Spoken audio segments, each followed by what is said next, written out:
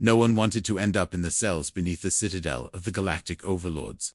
It was a cold and dark place, far below the shining towers of Arrows Prime. The air there didn't move.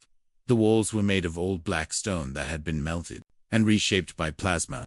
The guards who worked there never stayed long. They whispered stories about strange screams, things that growled, things that moved when no one was looking. But Cell 47 was different. It did not echo with screams. It thundered. Because Cell 47 held something much worse. Inside Cell 47 lived a dragon. Not a fairy tale dragon from Earth's old stories, but something real, something built for war. A bioengineered beast, over 30 feet tall, with black and crimson scales that shimmered in the dark. Its name was Zereth. He had been made to destroy entire cities.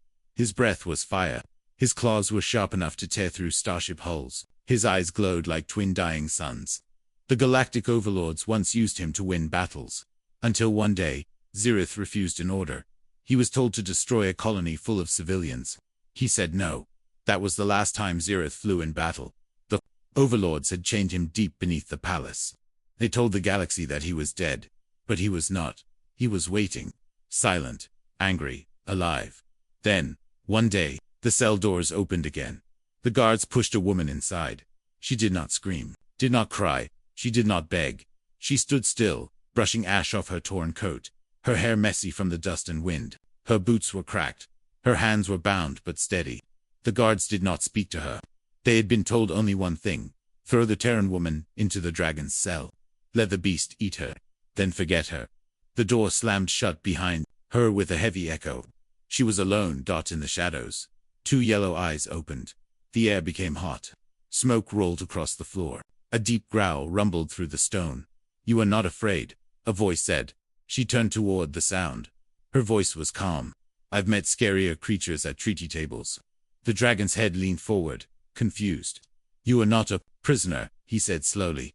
Oh, I am, she replied. But not in the way they think. She lowered her head and placed her palm over her chest. I am Ambassador Era of the Unified Terran Delegation. The dragon blinked. The peacekeeper. Era nodded. That's what they wanted you to think. Zereth shifted. His massive body moved slightly, chains clinking as he adjusted. He looked at her carefully. Why are you here? He asked. Ayra took a slow breath. Because I need you. 6 hours. Earlier, she had walked through the tall doors of the council hall on Arrows Prime. Her robes were white. Her flag was raised. She had come to speak peace. To stop a war before it began. The Galactic Overlords welcomed her with false smiles. But she felt the tension. She tasted the poison in the air before it hit her throat. She fell to the ground before she could finish her greeting. No more talks, one of the Overlords hissed. Let her rot with the monster. But Era had known this would happen. She had planned for it. In truth, she had come for something else. She had come for Zura. I said read the hidden reports. The files they tried to erase. The stories of the war. Dragon who refused to kill children. The one they could not control. The one they feared so much they buried him under their palace and told the stars he was dead. She did not believe he was just a beast. She believed he had a soul. And now, they were face to face. I've come to offer you something, she said, meeting his glowing eyes. Not revenge. Justice. Zereth's breath rumbled from his chest. Why should I trust you? He growled. I disobeyed. I was weak. They told me I was broken. You weren't weak, she said softly. You were right. That's why they fear you. Ara took a step closer, standing beneath his massive head. His breath smelled of smoke and metal. Help me escape, she said. Help me stop them from starting another war. You don't owe them anything, but you owe yourself the chance to do what's right. For a long moment, there was silence. Then, with a sudden movement, the chains on Zereth's arms cracked. Metal tore, stone broke. The beast stood to his full height. The walls shook. Alarms began to ring above. A wire pulled a silver spike from her coat. It glowed with a blue light. It was a beacon. My ships are cloaked above, she said. I just needed to get close to you. Zereth's wings stretched, sending dust and sparks into the air. Climb on, he rumbled. She did not hesitate. She ran toward him and grabbed onto a ridge near his shoulder. His skin was rough and hot, like fire trapped in stone. Then, with a roar that split the air, Zereth leaped. He smashed through the ceiling of Cell 47. Through floor after floor. Up through the palace. Guards shouted. Lasers fired. But the dragon moved too fast. Too smart. He was not just strong. He was tactical. Every twist of his wings, every flame he breathed, was planned. He didn't destroy without reason. He moved with purpose. Era held tight, one hand gripping his scales, the other holding the beacon high. Coordinates locked, she shouted. Far above, the clouds cracked. A sleek black ship shimmered into view. It was the last Estelle, her diplomatic cruiser. The ship's bay doors opened wide. Hold tight, Zirith growled. I've waited 3,000 days for this flight. Laserfire chased them, but Zirith twisted through the sky like a shadow on fire. His wings burned like swords of flame. He released bursts of plasma to destroy launch pads. He roared so loud the enemy ships scattered. Moments later, they reached the last Estelle. Zirith shot forward, folding his wings tightly as he dove into the cargo bay. Ayra jumped off and ran to the bridge. Set course for Earth, she shouted. The ship. AI blinked. Ambassador, you are not alone. Era smiled, breathless. No, I brought the last dragon home. 3 weeks had passed.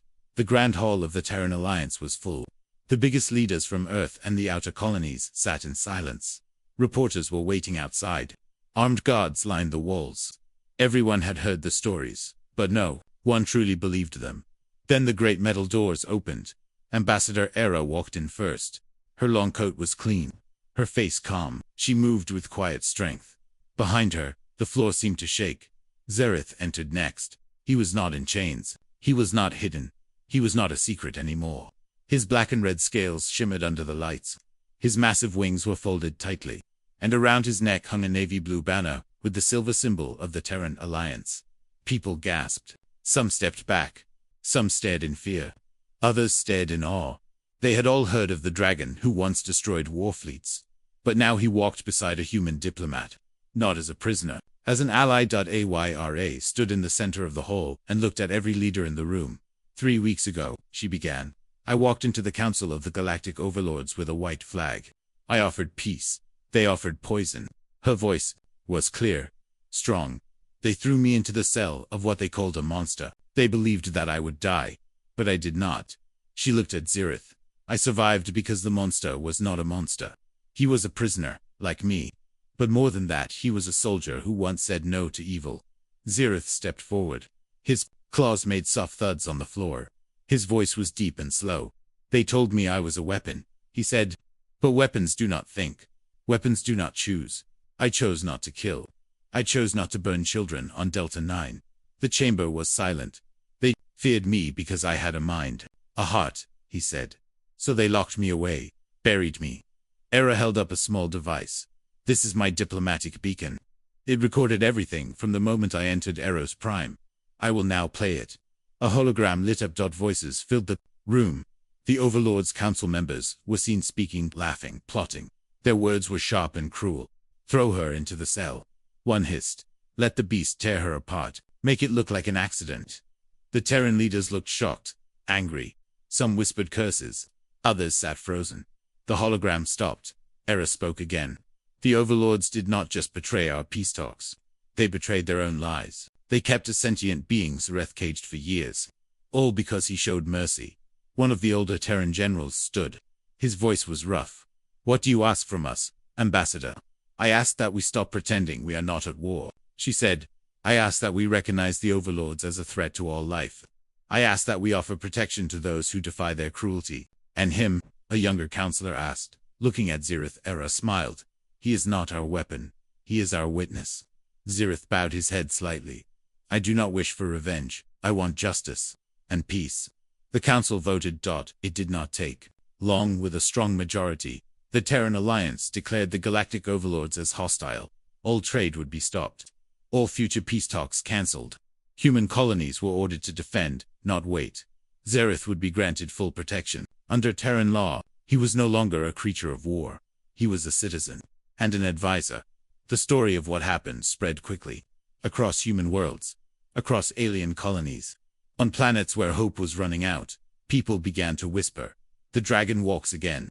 Ara and Zereth became symbols. Not of fear but of choice. Of courage. Not all dragons burned villages. Some saved them. 1 month later, Era and Zereth stood on a cliff overlooking Earth's green forests. Birds flew beneath them. The air was clean. The sun warmed. Ayra sat on a rock. Zirith lay beside her, his wings resting like mountains. They still look at you with fear, Ayra said quietly. I don't blame them, Zirith replied. I would fear me too, if I didn't know me. Ayra chuckled. But they'll learn. The truth always finds a way. Zirith looked at the sky. Do you think I deserve this? Ayra looked at him.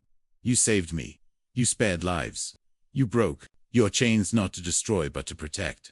That is more than most leaders have done. He closed his eyes. I remember when I was created.